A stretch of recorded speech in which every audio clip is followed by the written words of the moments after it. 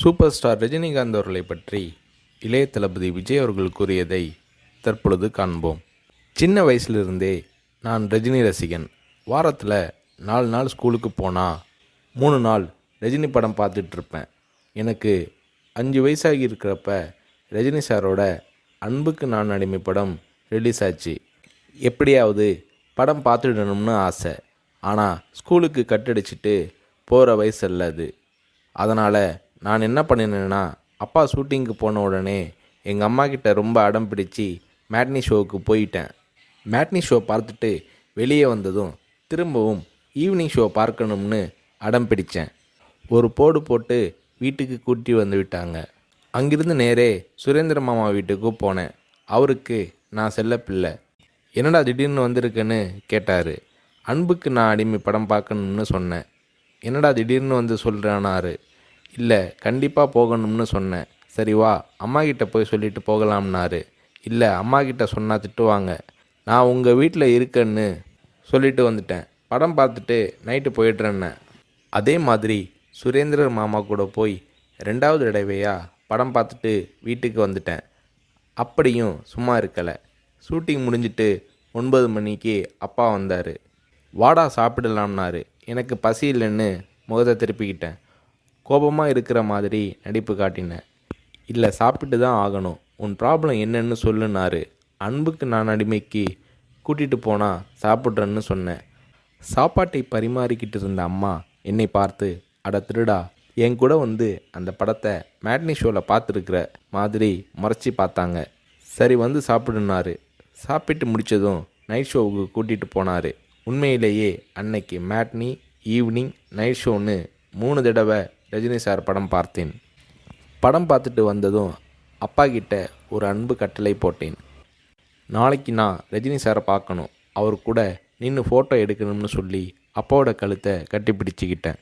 அடுத்த நாள் காலை நானும் என்னோடய ஃப்ரெண்ட் கார்த்திக்கும் அப்பா கூட போனோம். ரஜினி சார் வாகினி ஸ்டுடியோவில் ஏதோ ஒரு ஷூட்டிங்கில் பிஸியாக இருந்தார். நான் ரஜினி சாரை நேரடியாக பார்க்கிறது அதுதான் முதல் தடவை.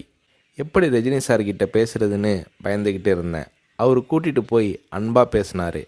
அப்படியே என்னை தன்னோட மடியில் உட்கார வச்சுக்கிட்டு என்ன படிக்கிறேன்னு கேட்டார். சொன்னேன், நான் உங்கள் கூட நின்று ஃபோட்டோ எடுக்கணும்னு சொன்னேன். சிரிச்சுக்கிட்டே என் கன்னத்தை தட்டி கொடுத்து எங்களை அணைச்சிக்கிட்டு ஃபோட்டோவுக்கு போஸ் கொடுத்தார். என்னால் மறக்க முடியாது அந்த இனிய நாளை, அவரது அன்பான அரவணைப்பை.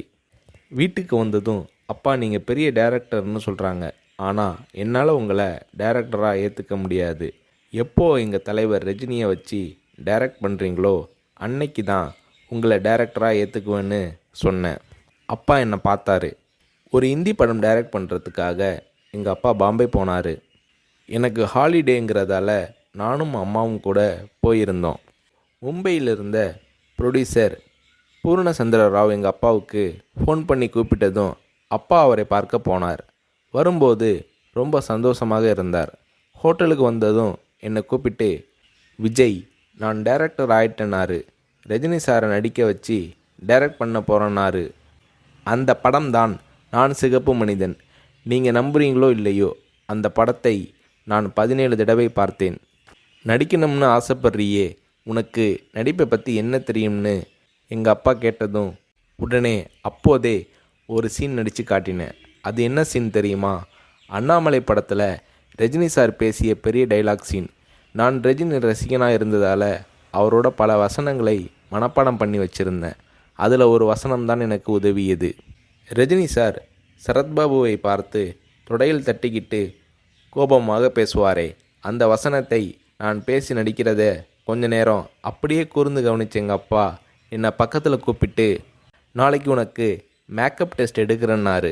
அவர் அந்த வார்த்தைகளை சொல்லி கை குலுக்கியதும் எனக்கு சிறகு முளைச்சி ஆகாயத்தில் பறக்கிற மாதிரி எல்லையில்லாத மகிழ்ச்சி பொங்கியது என்று நடிகர் ரஜினி அவர்களை பற்றி இளைய தளபதி விஜய் அவர்கள் கூறுகிறார்.